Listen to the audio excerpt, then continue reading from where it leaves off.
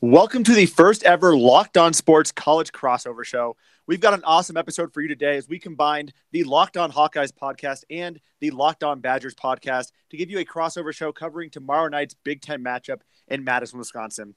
For those of you who don't know me, my name is Andrew Wade, and I'm the host of the Locked On Hawkeyes, in addition to being the site expert of DearOldGold.com, the Iowa Hawkeye website on the Fansided Network. And I'm joined here today by my colleague, Tanner Nessel, who is the host of the Locked On Badgers and also a site expert over at the Fansided Network for the Badger of Honor, the Wisconsin Badgers site. Tanner, how's it going, man? It's going great. If your listeners recognize my name or voice, it's because I was just kind of a random guy. When was that game? Before the new year in December. It was really early in the basketball season, but since then, you got the ball rolling for me to get my own podcast with the Locked On Network. So now I am also a host of a Locked On podcast. Heck yeah, man. Making it a little bit more official. We can call this a true crossover show as opposed to I'm just bringing on a guy named Tanner onto the show. So this is awesome, man. Happy to be able to do this. And I'm excited about the potential for maybe next week's larger crossover show between us and Locked On Spartans and Locked On Nittany Lions. And hopefully we can get the whole crew together and talk about, Big Ten basketball. But I think this is a good intro for our listeners. This is obviously the first crossover show I've done for the Locked On Hawkeyes. And I'm assuming this is the first crossover show you've done as well, correct? Oh, yeah. The very first episode of Locked On Badgers, I had a friend of mine who's a Clemson Tigers fan. And I guess that was kind of a crossover Locked On episode. He does his own podcast, but it's not part of the Locked On Network. But I just basically peppered him with questions, and he had to answer as a Clemson fan, giving his opinion of the Badgers and the football program and all that stuff, which was really fun and interesting. So that's kind of what we're doing here. But, you and I, we both have our own angles. We're actually competing against each other here in a couple of days, which is the whole point of all of this. Whereas me and my buddy were just talking friendly. You and I, the Hawkeyes are out for revenge against the Badgers, and the Badgers are trying to still somehow they're able to hold on. They have a shot at this 4 seed in the Big Ten tournament, and that's what we're going after.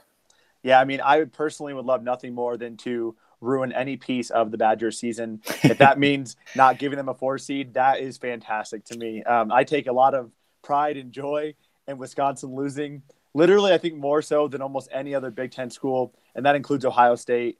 I think the only school I could possibly hate more is probably Northwestern, to be completely honest. And that's just because they actually suck and they still manage to beat Iowa. At least Wisconsin, I can recognize that the Badgers are a good school athletically and academically. And obviously Northwestern is good academically, but athletically they're not up to snub. They're like a poor man's Iowa, and they just frustrate the heck out of me because they somehow always manage to either beat Iowa or make it close, and it just pisses me off.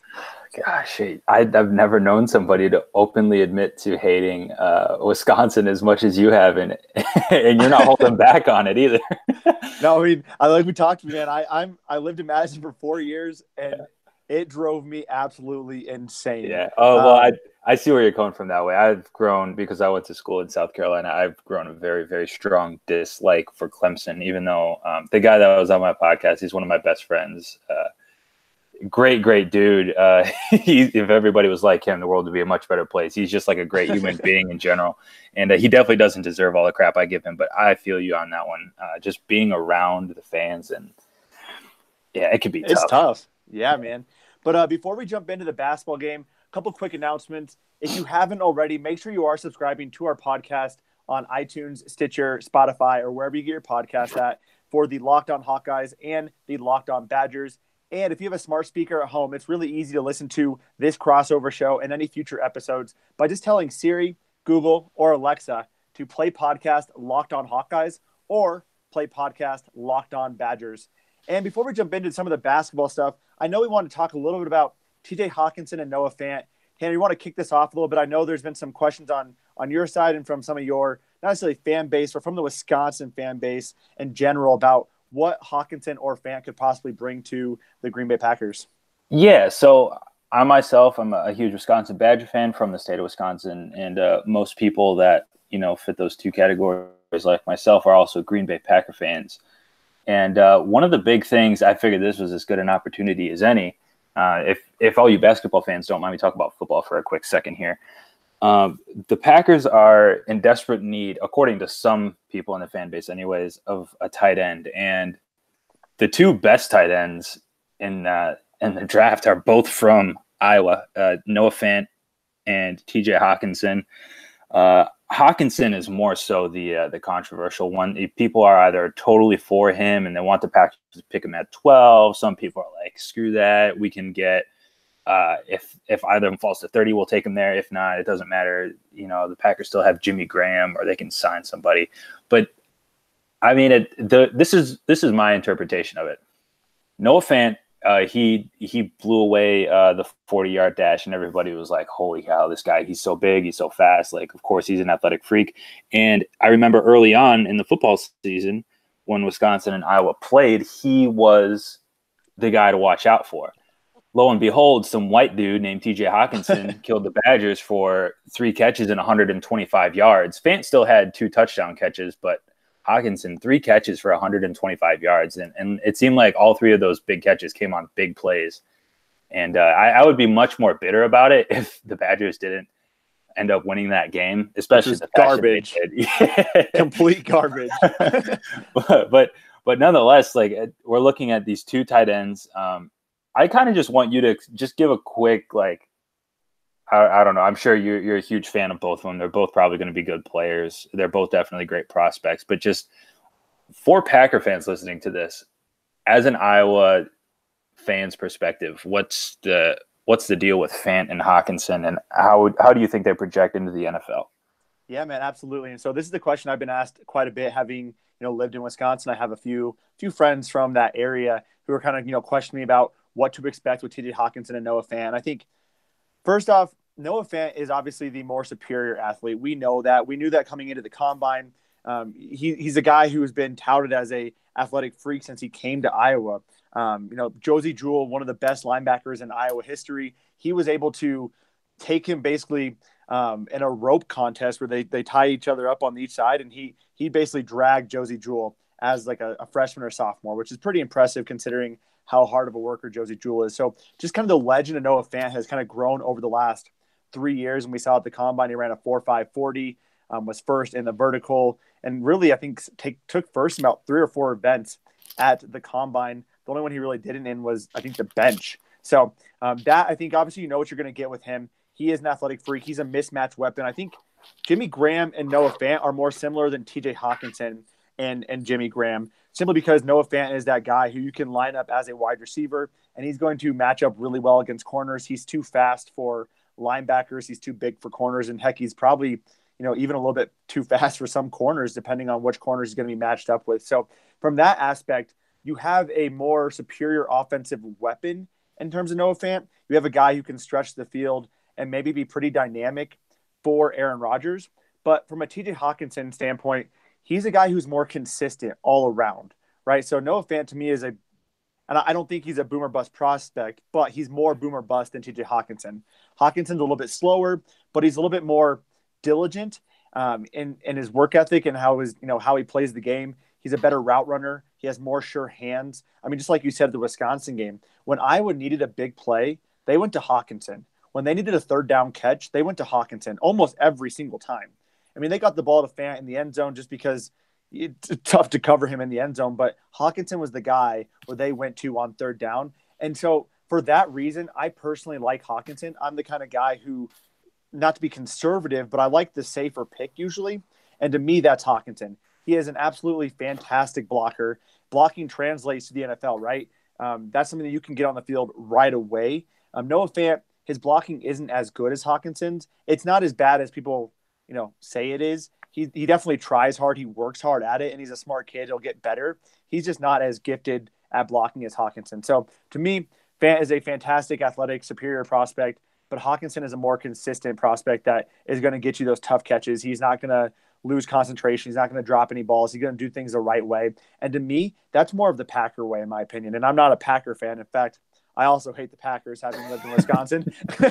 But I think Hawkinson fits the bill of what I think of when I think of Green Bay Packers. So, see, and my quick thing on this is, from the end of the season until really all the draft stuff started picking up, Fant was the better of the 2 tight ends. And then all of a sudden, clips of Hawkinson blocking people started showing up on Twitter, and it was, oh my gosh, Hawkinson's a first round pick. Oh my gosh, Hawkinson could be a top 15 pick. And then people started mocking him as early as number 8 to Detroit because of how good he is. And here's my thing. The tight end position, although blocking is part of it, catching the ball is also part of it. And I think if you have somebody like Fant who projects to be elite in that category of catching the football anyways, I think you take Fant. Because if you're going to take somebody who's, so reliable, like he's good, he'll get the job done as a receiver. But what really puts him over the top is his blocking ability. Just take an offensive tackle. There are a couple offensive tackles. Andre Dillard is the dude from Washington State who's really climbing up the boards because of his combine performance. Like if you want somebody that's going to be able to hold the edge and block effectively, just take an offensive tackle. I don't want to get a tight end for his blocking ability. I don't think the second best tight end at Iowa, in my opinion, and you might think this is not the case, I don't think the second best tight end at a school should be the first tight end taken and also be, like a top 10 pick. Yeah, I mean, I think that's a fair assessment of the situation. I think Hawkinson's ability to stretch the field is underrated, just as Noah Fant's ability to block is underrated. So to me, they're a little bit more even than what I think I might have even portrayed. But I completely understand that. I mean, especially as a tight end, the class is so deep. So are you going to go with the guy who's consistent, or are you going to go with the guy who can be absolutely elite and catch 100 balls a year for, 1,200 yards or something and set records at the tight end position? And I do think Hawkinson has the capability of that, but I think Fant has a better opportunity to do that. And I think Hawkinson's rise has been really insane. I mean, I saw him as one of the top 5 prospects on John Ledger's big board. He's the host of the Locked On NFL Draft podcast. I mean, as high as number 4, which is absolutely insane. Gosh. But a lot of that wave, I feel like it's just been that people didn't even realize Hawkinson was on the team. I mean, people knew about Noah Fant before the year. Hawkinson was just this guy who was playing tight end as the number 2 tight end for the Hawks. And so by the time people caught up to understand who the heck this guy is, it was already the end of the season. And I think that's why his draft stock is really rising. People are actually starting to pay attention to his tape. And a lot of things I hear from draft analysts is that, especially as a redshirt sophomore, they're not going to be looking at that tape nearly as much, especially for a guy like Hawkinson, who they don't expect to actually go out. So I think that's part of why his draft stock has risen. Personally, I think either team, or either tight end will be fantastic addition. I know the tight end class is pretty deep, so I think that's another thing to take into consideration. I do agree that, maybe you wait until the end of the first round. If one of them's there, then you grab them, or you can grab another guy, in the tight end position at that 30th pick, or even in the second round, and you'll still be pretty solid, in my personal opinion. But as a Broncos fan, if we got either of those guys, I'd be pretty happy. So, yeah, I'd be thrilled to have either of them at 30. But I mean, as far as taking one at 12, because the Packers have 2 first-round picks, as far as taking one of those guys at 12, the only way I'd really be okay with it is if they just prove me wrong. Like I said, I don't think either of them are going to be bad pros, but I just think that there's so much more upside to be had at pick 12. But especially in this edge class too. Yeah, and the edge position, in my opinion, is what the Packers need most. So they have to take an edge player at 12 for me to really be happy, unless that person turns into like a Pro Bowl style player, which is very possible, but it's going to take a while for me to come around on that if that's the case. That's fair. I mean, yeah, I think it can go either way. And I think I could probably talk about these 2 guys all day, but I think either way, if you get them, one of those guys, fantastic. Personally, with the edge class too and the depth of it, you could even get them, one of those tight ends at 12 and then take another pretty solid edge guy at 30. I mean, until Montez Sweat ran a 4.4, 4.40, I mean, he was, more of the middle to back end of the first round. So, so you can get a guy like that potentially at the end of the first round. That would be awesome too. Yeah, for sure. There's a lot of edge players in this class that I'd be happy with, and actually, quite a few tight ends too. So, absolutely. Yeah, I think we should get back on track though. We should start talking about basketball.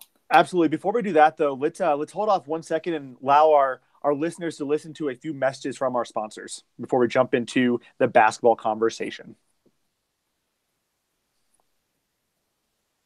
All right, we are back with segment number 2 and really 3, and basically the whole kind of show. Obviously, if you've been listening to this, you heard us talk a lot about TJ Hawkinson and Noah Fant. We are now here to talk to you about the basketball game that's taking place tomorrow night. And as we alluded to earlier in the show, this is kind of a big game. I think people don't realize it, but Wisconsin has a lot on the line. They have the number 4 seed in the Big Ten tournament on the line. The Hawks don't have as much in terms of where they're going to stand in the Big Ten tournament. They're pretty much locked into that 6 seed. But I think this is a huge game for Iowa in terms of momentum. Losing the last 2 games in the last 3 or 4, they've been kind of in a February fade since they beat Michigan. I mean, they've had to rely on a few miracles just to win a few games against teams like Rutgers, and Northwestern. So it'll be interesting to see kind of how this all plays out.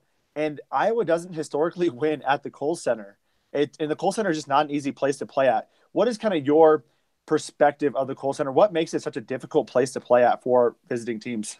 It's funny because I've seen quite a few people on Twitter just talking about this year how the Kohl Center isn't what it used to be. So I don't know what's been going on with that. I still hold Camp Randall as one of the more difficult places to play. I think just the Wisconsin Badgers student section and the fan base that the state has is, that brings enough spirit and rowdiness to really any home game, especially a big one like this one will be.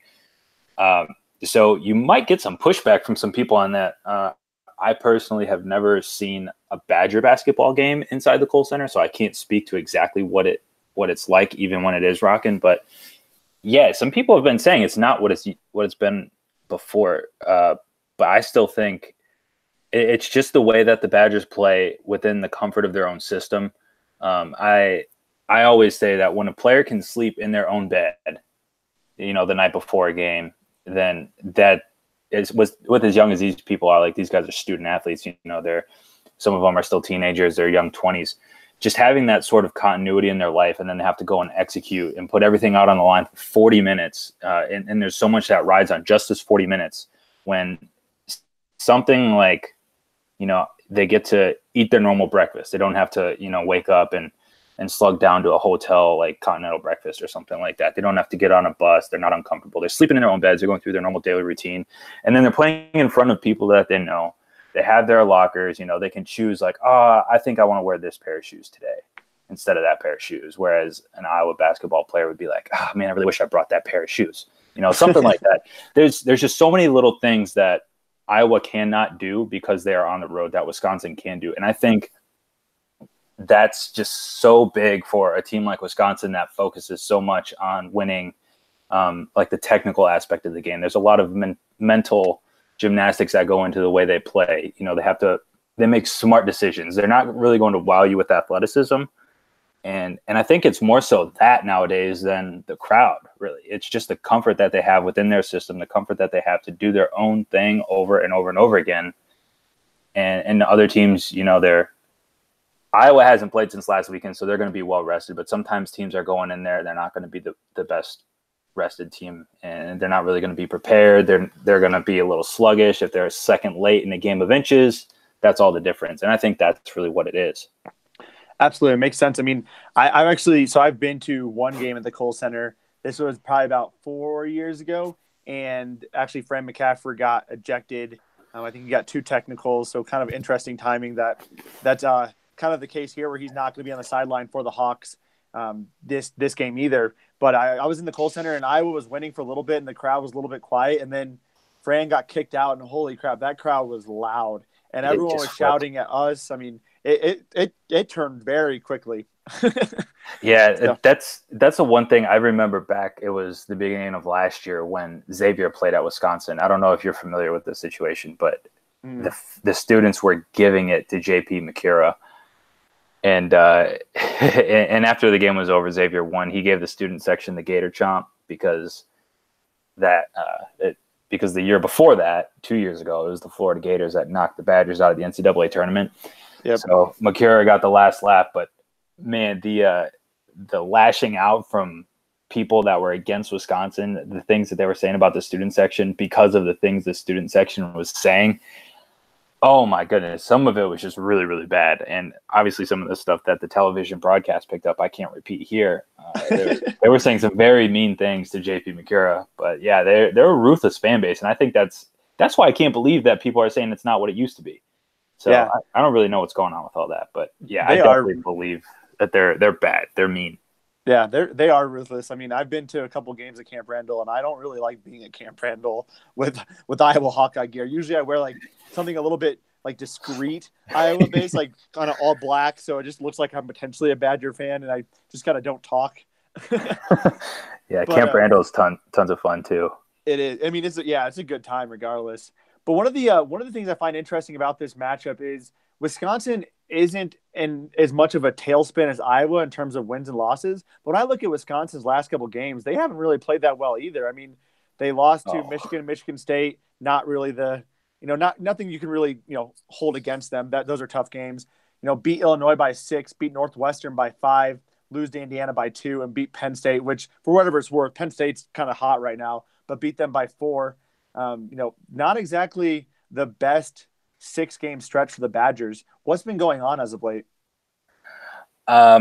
It's really tough because like those last few games you mentioned, obviously the 2 losses to Michigan and Michigan State, the Badgers were kind of there for most of it. So they were playing close games, but then a home win to Illinois at Northwestern, the road loss to Indiana in overtime, and then the home win to Penn State. All of those games Wisconsin could have lost. And I think most of that just honestly boils down to teams are starting to figure out what to do with Ethan Happ. And, if you kind of, with somebody as good as he is in the post, the battle is, do you double team him and then let him distribute to an open 3-point shooter, or do you let him go one-on-one and, just block everybody else out and hope that he can score like every single time? And honestly, I don't think any of those is a winning formula for Wisconsin anymore. And I think teams are just starting to figure that out. Like Brad Davison, he's been playing very, very poorly as of late. He had 3 points in the loss to Indiana. He had 6 against Penn State. And I think I said this to you on Twitter. It looks like he's playing like he has girlfriend problems. I may have said this to somebody else, but it looks like he's playing like he has girlfriend problems. And that's the only way I can think to explain it. He doesn't look involved. He doesn't look excited. And that's Wisconsin's 3rd leading scorer. Like, you need that guy to be giving you more than 1 bucket a game. And that's tough to overcome. I 100% understand how that goes. I mean, Isaiah Moss for the Hawks, he pretty inconsistent. I mean, at least Brad Davison, seems like he's been pretty consistent up until this point. I mean, I'm looking at his stats right now, and from the beginning of the year until mid-February, he was averaging double digits and had a 20-point game, an 18-point game. Isaiah Moss on the other side, he'll have a 20-point game and then put up 3 0-point games in a row. So kind of interesting that both the shooting guards for the Hawks and the Badgers are kind of in a similar boat as far as struggles as of late. And, Davison, one of the things that people know about Davison, at least from my perspective, is that he seems like kind of, for lack of a better word, a douche. He's very easy to dislike if you're not a Badger fan. Yeah, I mean, I think actually there are a lot of Badger fans that don't like him either because, I mean, if you play the way that he does, you got to play well. Otherwise, it's just really annoying to watch. I mean, I'd be frustrated if he was trying to take a charge and ended up getting a blocking call because he didn't set his feet or whatever. As a fan, I'd be frustrated by that. And I have that same experience with Jordan Bohannon. I mean, I love when Bohannon takes over the end of games and scores 15 points and, puts Iowa in a miraculous comeback. But it really frustrates me when the other 38 minutes of the game, he's popping 3-pointers from 10 feet behind the arc and missing them consistently. So I think as a fan, that can be very frustrating. One of the things that really bothers me specifically about Davison's game is because he likes the contact. Obviously, he'll try to take every charge he can. But even when he's driving to the basket, he's seeking a little bit of contact to try to draw a foul and get to the free throw line because he's a pretty good free throw shooter for the most part. And I think referees are really starting to watch those flops of his. And when he's driving to the basket and he seeks the contact, he focuses more on the contact than he does on making the basket. So instead of just making a layup, he misses a layup and he doesn't get the foul. And it's just a wasted possession because the goal of a possession should be to put the ball through the hoop, not draw contact and get to the free throw line. And I feel like he's just thinking like, well, let's see if we can get to the free throw line instead of thinking, how can I get the ball through the hoop? And I could be very, very wrong, philosophically here if there's any basketball coaches listening. But I think, you should look to finish the ball before you do anything. And if there's contact, and you just trust your skill to put the ball in the hoop that way. That's one thing that really bothers me about him. Yeah, I mean, I think that's honestly one of the things that kind of bugged me about Jordan Bohannon It felt like, and I know he said he got fouled, but at the end of the game against Maryland, I believe he had the opportunity to, score the game winner, and it felt like he was looking to get fouled. The way he brought the ball to shoot was very much I'm trying to get hit on the arm or something, and the referees just didn't give it to him. The officials just didn't give it to him. So I don't like that way of play. Like you said, I'd rather you go for the bucket. If you get fouled, you get fouled. Occasionally that makes sense. If you pump fake and the guy's jumping, jump into the guy and get that foul call. But you should be looking to score every single time, not I needed to get to the free throw line. So interesting enough, in the last game, Iowa versus Wisconsin, Ethan Happ, your star forward, fouled out of that game late in that game. And I think it's a really interesting matchup between Tyler Cook and Ethan Happ, and one that I actually feel pretty confident in. Ethan Happ is a great player, but I feel like Tyler Cook is the kind of guy. Ethan Happ is the kind of guy Tyler Cook takes advantage of. Basically, he uses his superior athleticism to kind of bully him, and it got Happ in foul trouble towards the end of the game. Obviously, I wish it would have happened a little bit sooner, but wanted to get your thoughts on that matchup. I mean, personally, from my perspective, I'm excited about that matchup. I think it's going to be the best matchup of the game to see how Cook and Happ kind of battle back and forth down low. And I think it's one that Iowa has the advantage in. You may disagree. Want to know what your thoughts are on that?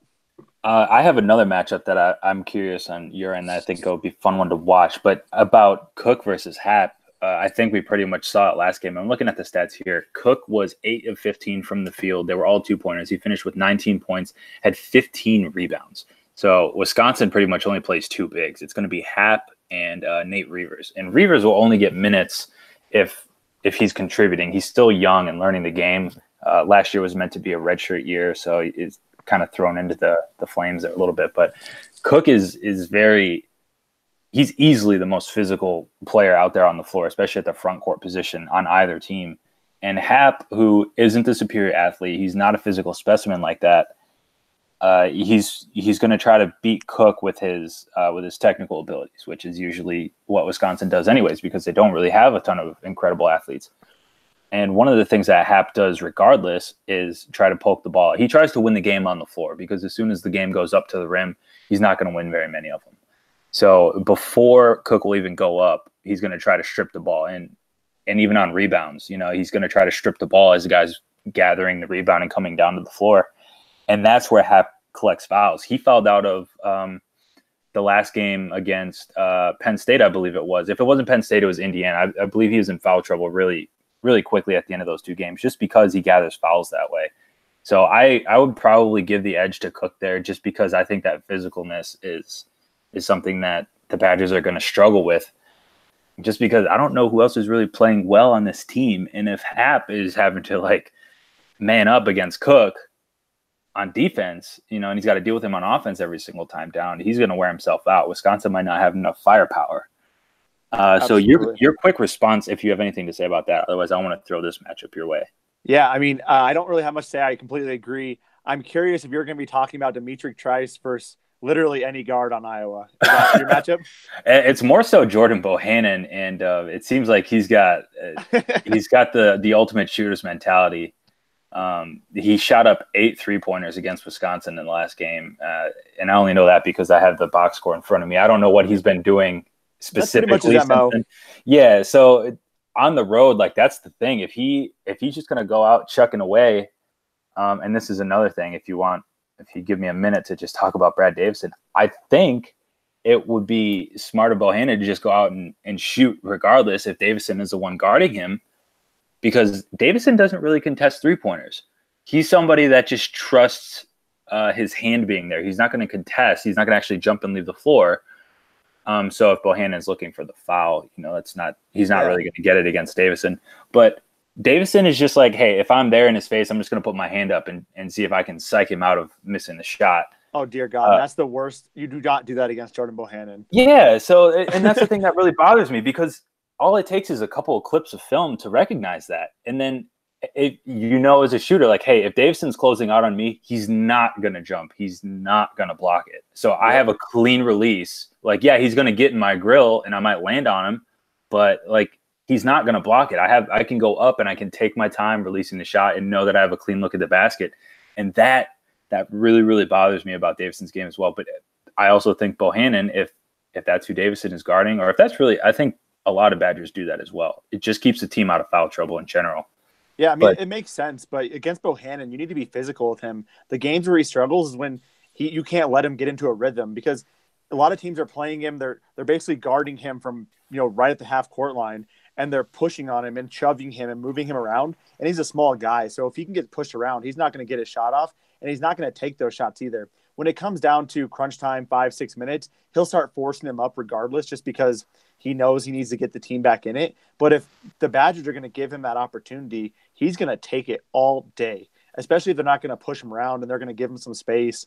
He'll definitely he's not afraid to shoot the three. I mean, I'm looking at some of his box scores.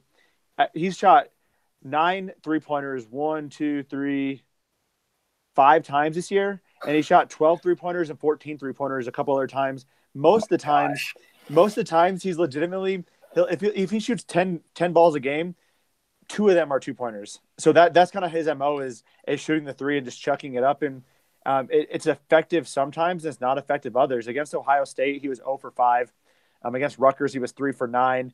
He has a couple offers in a couple other games. So, I mean, it just kind of depends. But if he gets going, that's someone I'd be absolutely worried about, because he loves to hear the crowd yell his name and be pissed at him. He loves that stuff. Yeah, exactly. And, a hot take here, but basketball is about making shots. And if Bohannon comes out early and he makes his first one, I can't imagine there's anything stopping him from taking a second and a third. And sometimes the shots just go in at an unusual rate. And if that happens early on, then, Wisconsin might dig themselves a hole early, and it could be solely Bohannon's doing. And then if this team has to fight to come back, then, what we've seen so far from the Badgers, if they fight too hard to come back, then they don't have enough to finish late in the game. So they just got to keep it close enough until the last 4 minutes where they can, lean on what they always do and win, just by outlasting the opponent. But I just fear that somebody like Bohannon, who just shoots flames, could just bury the Badgers early in the first few minutes, and that scares me to death. Yeah, I mean, so on the opposite side, Demetric Trice kind of scares me. I mean, I know he only shot 6 for 14 against Iowa the last time, but he was extremely effective from three, almost Jordan Bohannon-esque on the opposite side. He had 20 points and 7 rebounds against the Hawks last game, and that was the guy who was really burning us. I also felt like King was kind of hurting the Hawks as well. I know he didn't put up a ton of points, but it felt like between King and Trice, they were destroying Iowa. I felt like the guard play of Wisconsin was surprisingly better than, not surprisingly that I think Wisconsin's guard play is bad, but I thought Iowa would match up better. And Wisconsin's guards did a really good job against Iowa in the game, and I feel like that's a large reason why they actually won the game against Iowa back in December. Yeah, it's unfortunate you say that, because the guard play has been really, really rough as of late. Going back the last few games, Trice scored 8 against Michigan, 2 against Michigan State, 7 against Illinois, 14 against Northwestern, which wasn't bad. And he had 12 against Indiana, but at least half of them came in the overtime periods. So he was, sitting at like 4 or 6 points throughout regulation. And then he had 6 against Penn State. The only reason Wisconsin beat Penn State was because Brevin Pritzel lit it up. He was 4 for 4 shooting threes, and I believe all of them came in the second half. And like 2 or 3 of them were within a few minutes of each other. And without, like I said, Davison's been playing like crap. Trice has been struggling lately, and he's kind of small, and I think teams are starting to figure him out. You just don't let him, gather his dribble into a pull-up, and he's too small to really rise up and hit that shot anymore. They really needed Pritzel. They're really going to need Pritzel in this game because other than Kobe King, who's, I think, still trying to find his groove as a scorer, Davison and Trice aren't getting it done. Yeah, I mean, well, good news for Brevin Pritzel. The Hawks are really adept at letting random people who don't score a ton of points go off on them. I believe it was against Ohio State. They let a freshman who was averaging 2 points a game score 29 against them. So I can't make it up, man. It's just every team. Ron Harper Jr. It makes 40 or 50% of his threes, for Rutgers against Iowa, but he makes 20% of them against any other team. I mean, against Iowa, it's like that third or fourth scorer who just has a fantastic day. So, there's an opportunity there for Brevin Pritzel to have a career performance against the Hawks. Sounds like it's just waiting for it. Man, I wonder if there's just something that your coaching staff maybe overlooks. And instead of asking you about that, I was going to ask you about Fran McCaffrey and how he missed the Rutgers game, and it didn't look like that one went too well for the Hawkeyes. Is there anything specific? We kind of mentioned that, but I feel like there's maybe some thoughts that you would share now. I'm sure you shared them already on Locked On Hawkeyes, but how do you think that's going to impact this team? Because this is going to be the second game for the Hawkeyes without McCaffrey as the coach. Yeah, I mean, I know what I'm going to say contradicts what happened, but I think it doesn't impact the Hawks as much as it could impact other teams. So Fran has 3 assistant coaches who have been with him since he became the Hawkeyes head coach.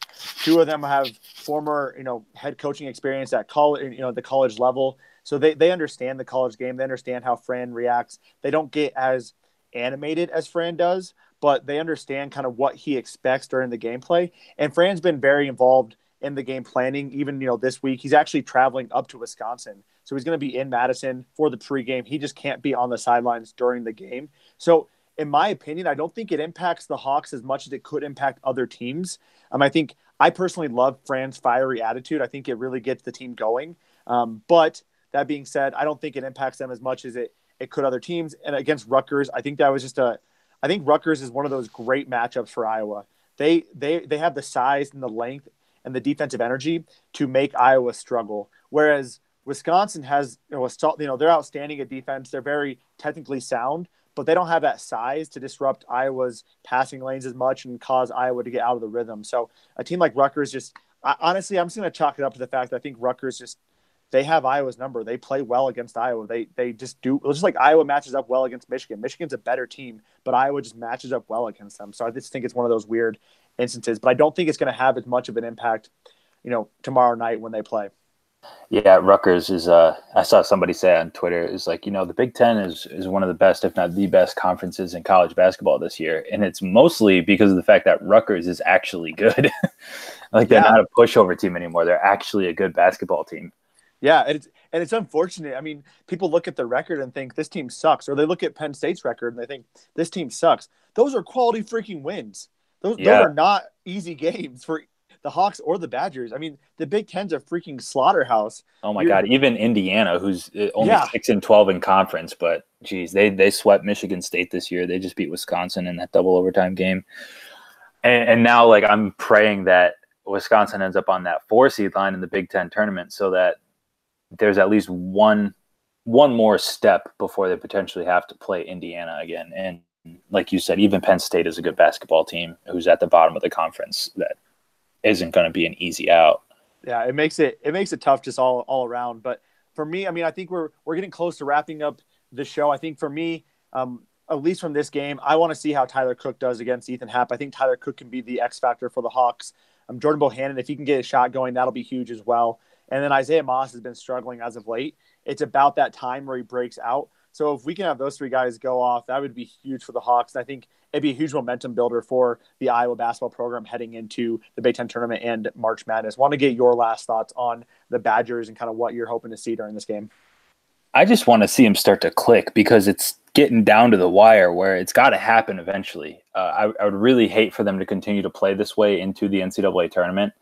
I would say they're pretty safely in the field, even if they kind of crap the bed here the last few games and in the Big Ten tournament. But I'd like to see some momentum going into the NCAA tournament, because this is a team that can kind of compete with, I would say, most teams, even if they are better. It's just a style Wisconsin plays. So who knows? Maybe a nice run into the Sweet 16 is possible for this team, especially with a guy like Ethan Happ, who's going to be one of the better players. It's all about matchups, though. So we'll see what happens when the bracket comes out. But,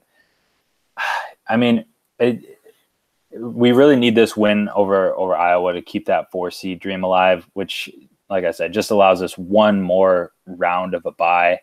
And honestly, I really feel like the Badgers need that, because they're not clicking. And if they do have to play that extra game in the Big Ten tournament, they might just lose. And they might not have any momentum going into the NCAA tournament. And I just think that's so important for this team.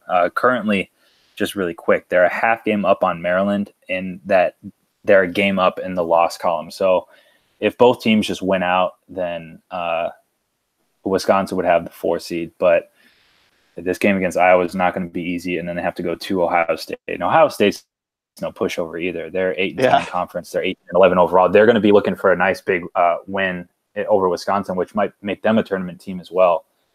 So, I mean, I'm just really, really hoping that this team can like put something together, and instead of just squeaking out a win, they can play a consistent 40 minutes and reassure all the fans that they're actually a good basketball team, which they haven't shown in so long.